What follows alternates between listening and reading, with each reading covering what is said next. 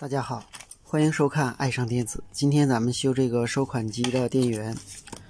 这个电源呢，它采用的芯片是 CR6842，它是这种塑封直插8角的，电路也很简单。下面我们看一下它的构成。这端是220伏输入，这是插模抗干扰电容 NTC 的热敏电阻。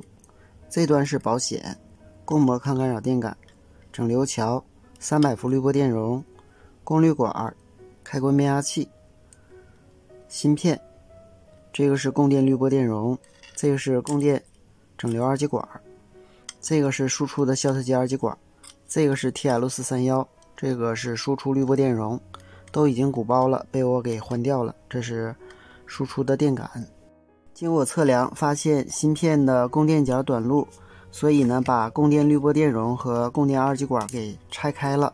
拆开以后呢，发现还是短路，证明芯片损坏。下面我们买了新的芯片，给它更换上。更换这个芯片只需要把芯片引脚碳化，在后面给它撬一下，这样它就被焊下来了。这面同样的。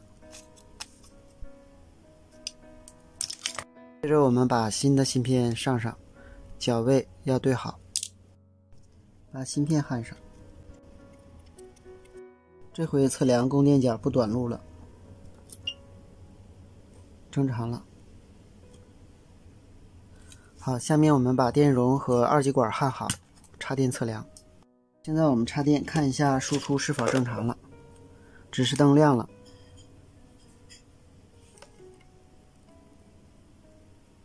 输出 12.5 伏，正常了。下面我们测量一下 CR6842 正常工作时各引脚的电压，在我们维修的时候是可以用到的。那么我们测量一下整流桥输出电压值306，把黑表笔放到这个位置。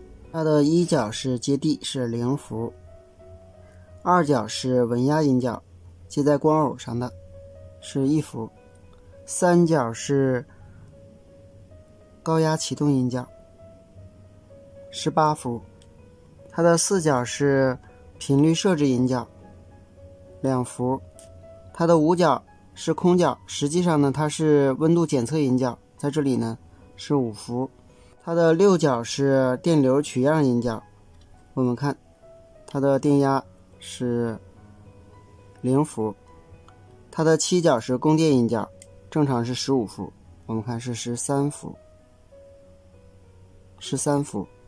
八角是输出引脚，我们测量是0伏。